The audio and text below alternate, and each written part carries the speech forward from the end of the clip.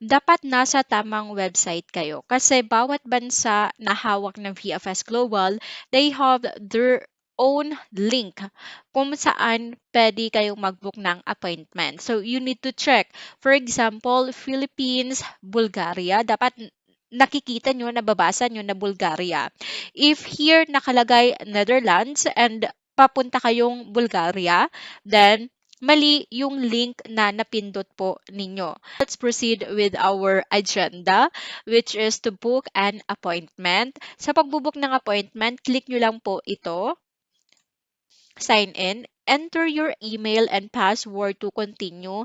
Since i-assume natin na first timer tayo, wala pa tayong VFS Global account pa Bulgaria, then you need to create first your VFS Global account before po tayo makapag-book ng appointment, which is ito po yung pipindutin ninyo. I don't have an account yet. You need to enter your email, strong password, your mobile number, and please read our privacy notice. Then if you agree, just click all the three boxes here. Make sure that you entered your email correctly. Ang daming nagkakamali sa pag-enter ng email. And your strong password, phone number. Kung tama naman lahat, click verify you are a human. Then click register. Almost done. Your registration has been completed. We have sent you an email to your registered address to activate your account. Please click on the link to finish setting up your account. If you entered a wrong email, then wala kayong marireceive na confirmation email. Here is the email that I received from the VFS. And to activate your account, i-click nyo lang po ito. So, this link is valid for 2 days. So, dapat within 2 days, ma-activate nyo po yung account ninyo sa VFS. Then, let's click activate an account. Activation successful. So this time you need to sign in using your registered email address and password. Then verify you are human. Marami pong nakaka-encounter ng error dito sa pag-click ng if you are human or not. Kapag nagka-encounter kayo ng error, refresh the page, ulitin nyo po lahat. Minsan nakakaproblema sa internet connection natin or sa mga antiviruses na meron tayo sa ating mga computer. Then click sign in. Active applications, no applications found. So wala pang laman yung inyong dashboard. Later, lalagyan po natin to ng laman ng application ninyo. So to start new booking, just click this one, start new booking, para makapag-enter kayo ng inyong information. Choose your application center. So they have application center in Cebu and in Manila. So I will choose Manila. So depende kung saan nyo gusto magpasa ng application. Choose your appointment category, short term. So yung short term, pasok po dito yung mga visit visa, tourist visa. Kapag ang stay nyo sa Bulgaria is not more than 90 days. And choose your subcategory. We have airport transit visa. Dapat alam ninyo yung category ng visa ninyo if you are a tourist or a private visitor or transit visa, or for example, you will be in Bulgaria for medical treatment visit. So me, I will choose private visit. Makikita mo dito yung earliest available slot. So kung malapit na yung travel date mo and wala ditong any available slot, walang slot, o kaya naman yung slot is malapit na sa travel date mo, then you need to reschedule your travel date. So click natin yung continue. Important, please fill in below information as it appears in the photo page of your passport. Your application will be rejected if the information provided does not match with your passport details. You need to enter your first name, last name, gender, date of birth, current nationality, passport number, passport expiry date, contact number, and your email address. And you need to double check if all informations are correct, especially your name and your passport number. Ito na yung lalabas as your dashboard.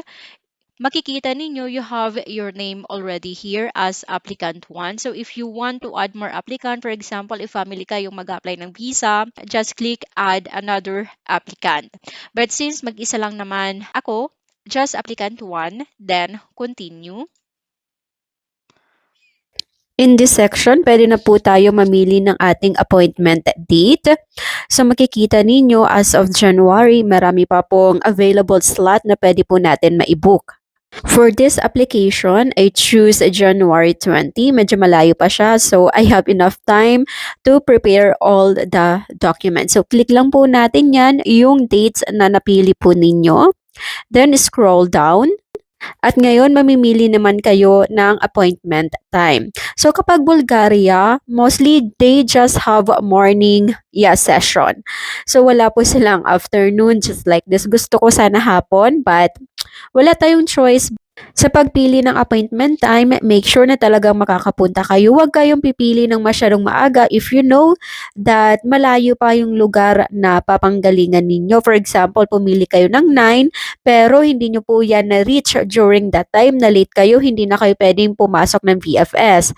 So, for that, you need to choose appointment time na sure nyo po talaga makakapunta kayo. But me, malapit lang naman ako, I will choose here 9 a.m. Click nyo lang yung appointment time, then continue. After that, kailangan po natin i-review lahat ng details na in-enter po natin sa system. Because after you confirm or submit this appointment registration, hindi nyo na po ito pwede pang i-edit. So, i-check po natin yung applicant's details, yung country of residence, traveling to, kung talagang pa Bulgaria, and the application center, kung ano po yung appointment subcategory, and your details po, personal details, for example, the spelling of your name.